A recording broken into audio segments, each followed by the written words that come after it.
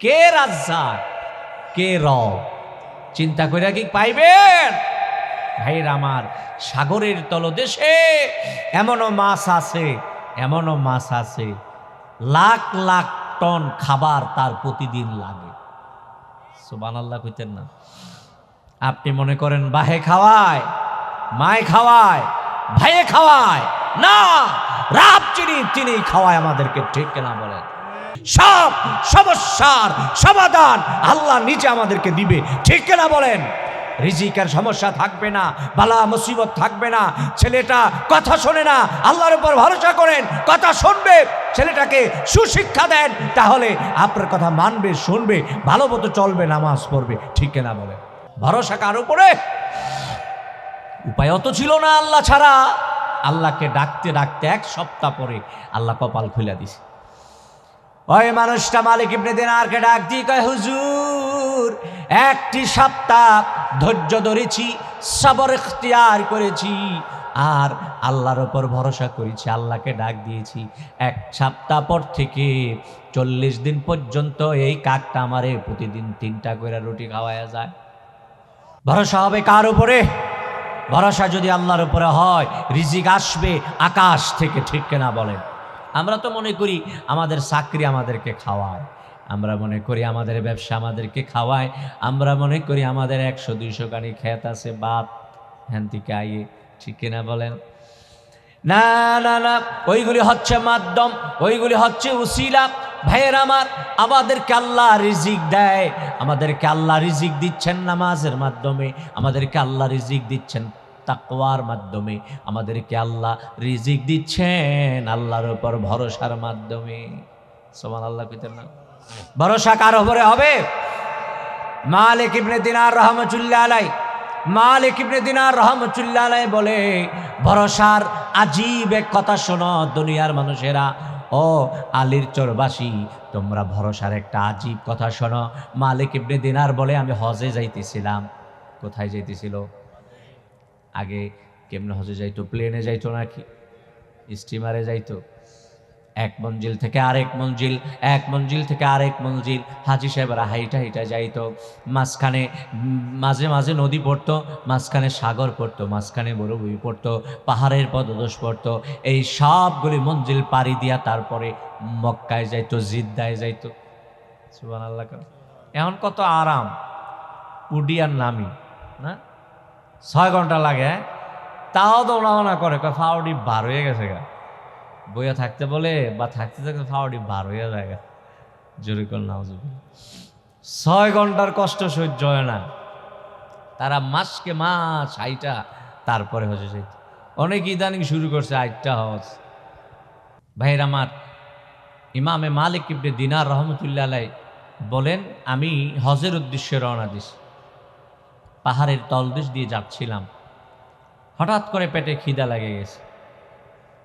মানুষ যখন সফরে বাইর হয় তখন ঘন ঘন খিদা লাগে। আমরা না গাড়িতে উঠি, বাসে উঠি, শীতাতপ নিয়ন্ত্রিত, হ্যাঁ, বড় বড় বাস, ছোট ছোট গাড়ি, এখানে খিদা লাগে না, কিন্তু হাঁটলে বেশি খিদা লাগে, তাই না? পরিশ্রম হয়তো হাঁটলে, এই কারণে খিদা বেশি লাগে। ইমামে মালিক ইবনে দিনার বলে, ব্যাগের মধ্যে খাবার নিয়ে নিছি, রুটি, শুকনা রুটি। আগের দিনে সফরে যারা খাবার নিত তারা রুটি শুকায়া লয়ে যেত, জানেন না আপনারা? কিচ্ছু জানেন না, কথা কয় না। রুটি শুকায় নিয়ে যেত। আমরা কিছুদিন আগেও দেখছি হজে যাওয়ার সময় হাজি সাহেবেরা সিরা লয়ে যেত। সিরা কি ফসে? শুকনা রুটিও ফসত না। এখনও শুকনা রুটি আপনি ব্যাগে নিয়ে কয়েক মাস রাখতে পারবেন, যেখানে যাইবেন আপনি ইচ্ছা করলে ভিজাই ভিজাই খাইতে পারবেন। এখন তো জায়গায় জায়গায় হোটেল হয়ে গেছে, কত রেস্টুরেন্ট আছে, এনে বয়ে বয়ে খায় মানুষ। এই শুকনা রুটি আর সিরামিরা ওনার খায় না, ঠিক কিনা? আগে আমরা যখন হজে যাইতাম তখন আমাদেরকে মুআল্লিমরা বলতো, সিরা নিয়ে যাইন। কেন সিরা নিব কেন? কয়, মিনায় গেলে, মুজদালিফায় গেলে সেখানে কোনো খাবার নাই, সেখানে আপনারা এগুলি ভিজাই ভিজাই খাইবেন। কিন্তু এখন মিনা, মুজদালিফা, আরাফা সব জায়গায় খাবার দেয়। আলহামদুলিল্লাহ বলবেন না? এখন সুস্বাদু খাবার সেখানে বিতরণ হচ্ছে। আল্লাহ পাক ইব্রাহিমের দোয়া কবুল করে হাজী সাহেবদের জন্য খাবারের দরজা উন্মুক্ত করে দিয়েছেন, বলেন সুবহানাল্লাহ। ইমামে মালিক ইবনে দিনার বলে, আমি পাহাড়ের পদদেশ দিয়ে যাচ্ছিলাম, হঠাৎ করে পেটের মধ্যে খিদা লাগলো, ব্যাগ থেকে রুটি বাহির করলাম, পানির মধ্যে ভিজাইয়া খাবো, এমন করে একটা কাক আসলো, আইসা ছো মাইরা আমার রুটিটা লয়ে গেল। ইমামে মালিক ইবনে দিনার ছিলেন নাছোড় বান্দা, এই চিন্তা করে নাই যে ব্যাগের মধ্যে আরো আছে, এটা খাই হেটা গেলে গেছে। উনি চিন্তায় পড়ে গেলেন যে এই রুটিটা যদি নিয়ে যায়, আমার তো গনা রুটি, তাহলে এক মঞ্জিল আমাকে উপবাস থাকতে হবে, যদি অসুস্থ হয়ে যাই তাইলে উপায় থাকবে না। উনি কাকটা যেদিকে যেদিকে যাচ্ছে কাকের পিছনে পিছনে ছুটছে। সুবহানাল্লাহ। আপনারা কি বলবেন, বখিল বলবেন নাকি? না না, ওনার কাছে গনা রুটি ছিল, বেশি খাবার ছিল না। বেশি খাবার নিলে রাস্তায়গুলি বহন করতে হতো, কষ্ট, ঠিক কিনা বলেন? বোঝা অনেক কষ্ট না? ইমামে মালিক ইবনে দিনার দেখতেছে কাকটা পাহাড়ের উপর উঠতেছে, উনিও কাকির পিছনে পিছনে ছুটছে। যায়া দেখে ওই পাহাড়ের উপরে একটা গর্তের মধ্যে একটা মানুষ পড়ে রইছে, হাতও বান্দা পাও বান্দা। এই কাকটা রুটি লইয়া ওই মানুষটার বুকের মধ্যে বৈশা ছিঁড়া ছিঁড়া রুটি খাওয়াইতেছে। সবাই সুবহানাল্লাহ কইছে না?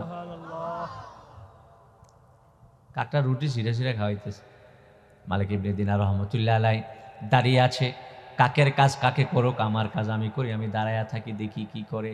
বুকের মধ্যে বৈশা বৈশা রুটি ছিঁড়া ছিঁড়া ওই আল্লাহর বান্দার মুখে দেয়। ইমামে মালিক ইবনে দিনার আশ্চর্য হয়ে গেলেন, কিরে একটা মানুষ এখানে কেমনে আসলো, তার হাতও বান্দা পাও বান্দা, আবার এই কাকটারে কে শিখায়া দিল? কাকটারে কে শিখায়া দিল এই মানুষটারে তুমি রুটি নিয়া খাওয়াইতে হবে? ঠিক কিনা বলো?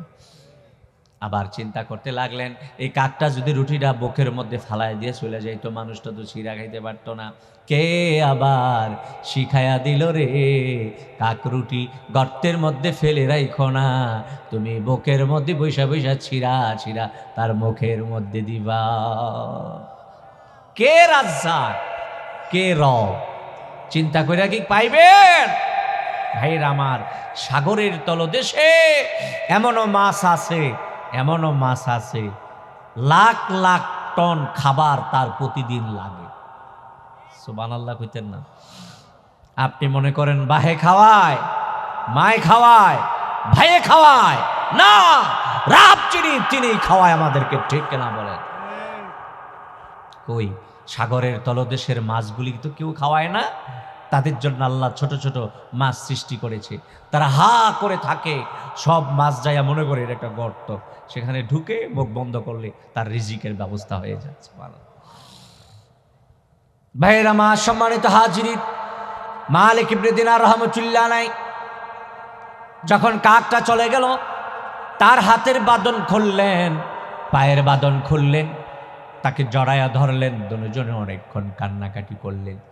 মালিক ইবনে দিনার বললেন, ভাইরে তোমার এই অবস্থা কেন? এই লোকটা বলল, হুজুর আপনার নাম কি? আমি তো চিনি না আপনাকে, আপনার পরিচয়টা কি? উনি বললেন, আমার নাম মালিক ইবনে দিনার। কয়, নাম শুনছি, জীবনে দেখি নাই। অনেক বড় জবরদস্ত আল্লাহর ওলি ছিলেন মালিক ইবনে দিনার রহমতুল্লাহ আলাইহি।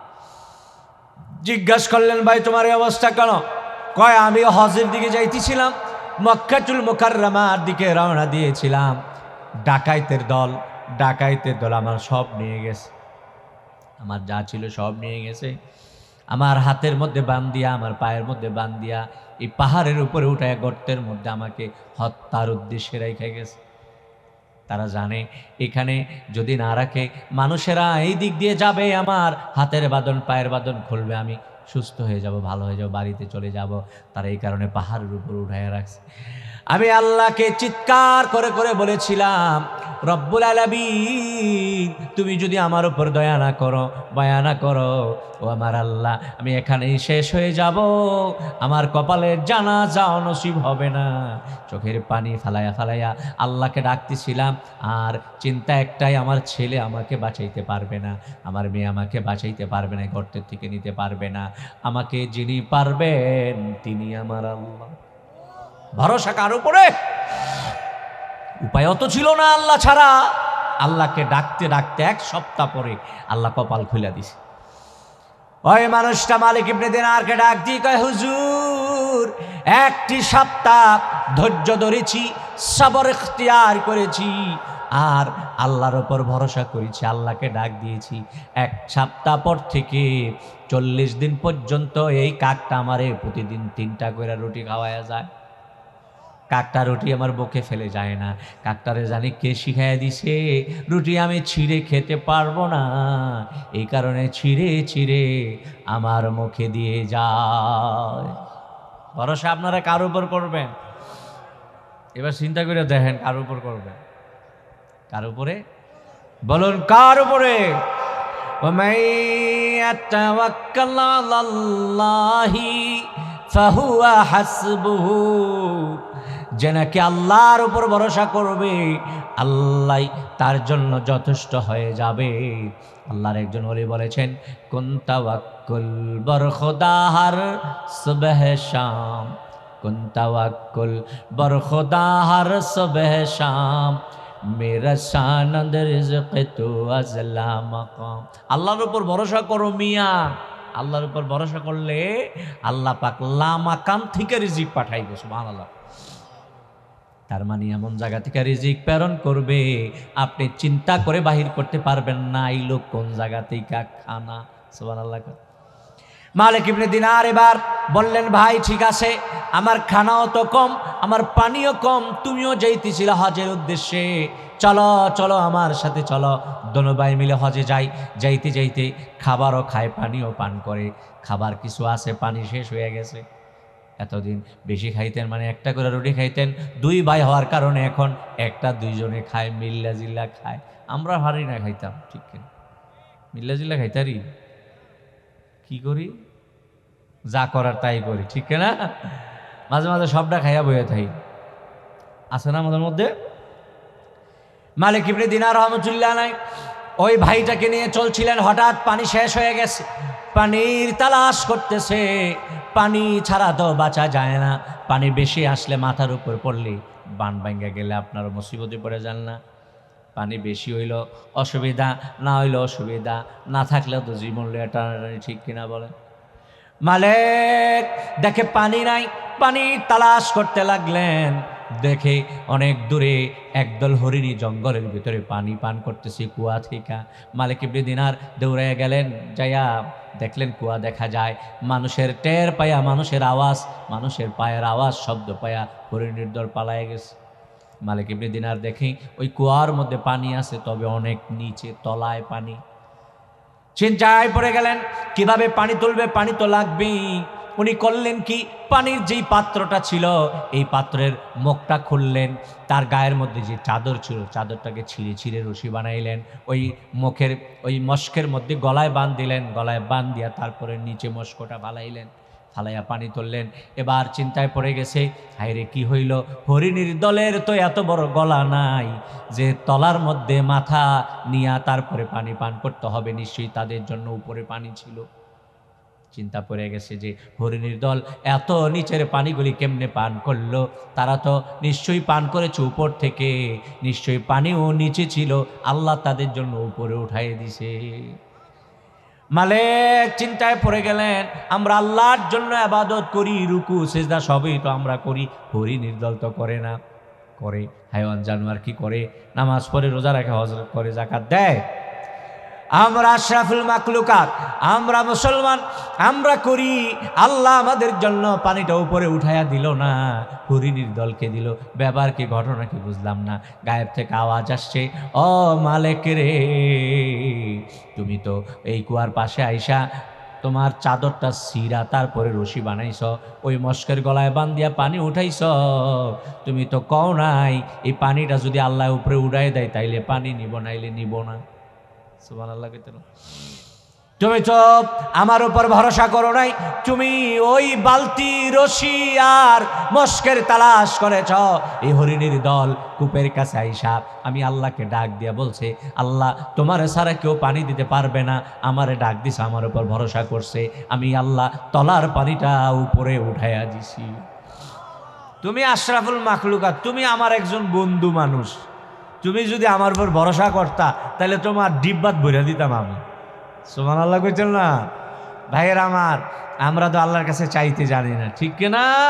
চাওয়ার মতো চাইলে আল্লাহ কি বান্দাকে ফিরায়?